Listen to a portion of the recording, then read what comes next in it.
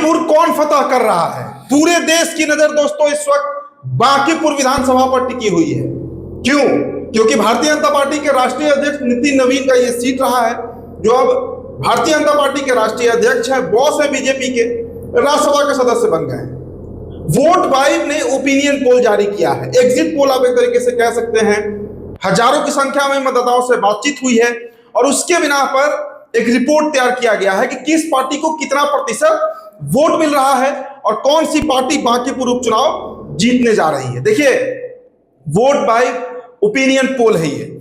बांकीपुर उपचुनाव में किसका पलड़ा भारी है, कौन जीत रहा है, तमाम बातें आपको हम बताने जा रहे हैं। कल 30 तारीख को मतदान होना है और मतदान से ठीक 24 घंटे पहले ये सर्वे जो है वो जारी किया गया है। देखिए, बहुत पसीना बहाया गया है इस चुनाव में, कोई दल अछूता नहीं रहा। अंतिम के 2 दिन तेजस्वी प्रसाद यादव ने भी समा बांध दिया बांकीपुर में, धुआंधार प्रचार उन्होंने किया।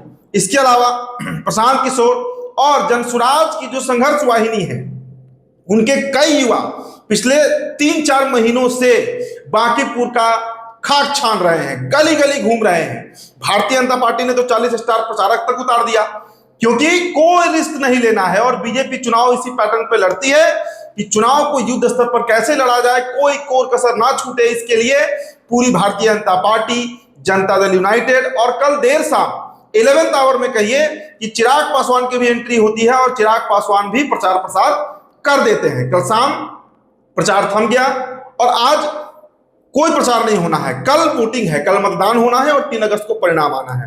तो दोस्तों, आपको हम सीधे बताते हैं कि वोट वाइब ने जो रिपोर्ट जारी किया है उसके अनुसार कौन सा गठबंधन जो है वो चुनाव जीत रहा है। देखिए, भारतीय जनता पार्टी पिछले बार से नुकसान में है।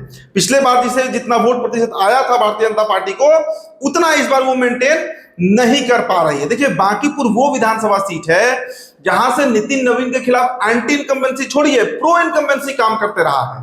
हमने कई रिपोर्ट में आपको आंकड़े बताए हैं कि 2012 में जिस नितिन नवीन को बांकीपुर में 56% वोट आया था, 2020 में वो बढ़ के 62% हो गया, माफ कीजिएगा 59% हो गया।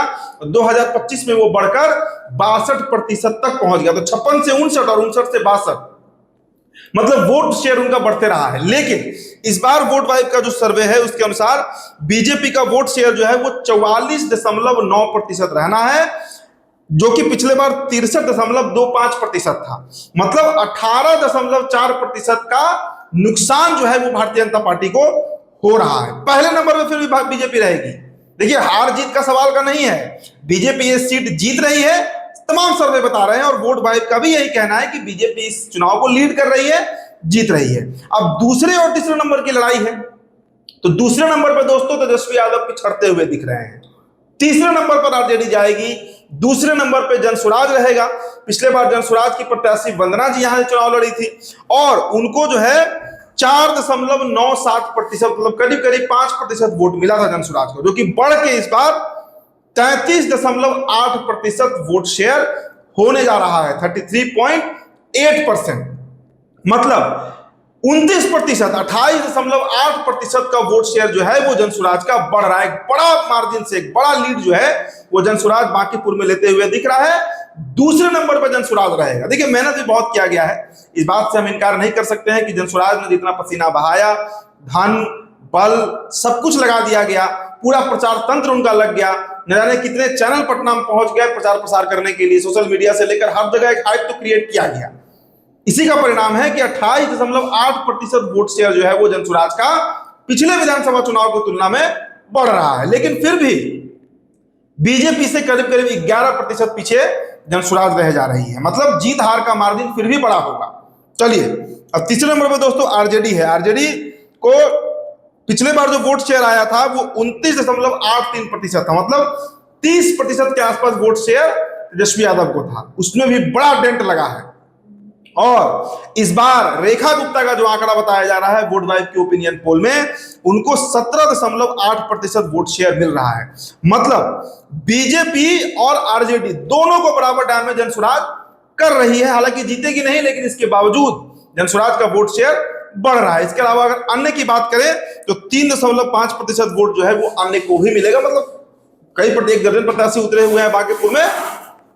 तो यही गुणागणित जो है दोस्तों वो बाई वोट का जो सर्वे है वो बता रहा है। अब देखिए बांकीपुर कौन जीतेगा, मैं बार बार दोहराता हूं इस बात को और फिर कह रहा हूं कि भारतीय जनता पार्टी का ये किला ध्वस्त अभी नहीं होने जा रहा है।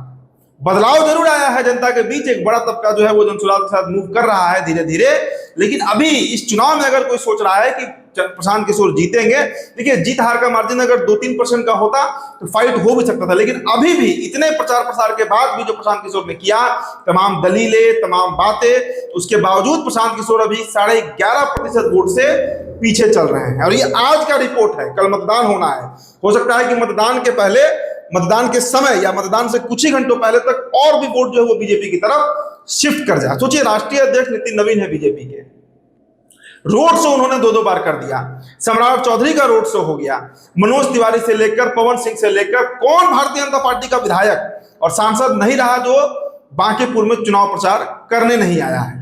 तो एक बड़ा चैलेंज इस वक्त प्रशांत किशोर झेल रहे हैं और बीजेपी ये सीट अभी भी 11.5% से लीड करते हुए दिख रही है। यही बाई बोर्ड का सर्वे जो एग्जिट पोल आया है उसका नतीजा है। फिलहाल दोस्तों इस खबर में इतना ही। मेरा नाम उदित तारण है, बहुत बहुत शुक्रिया।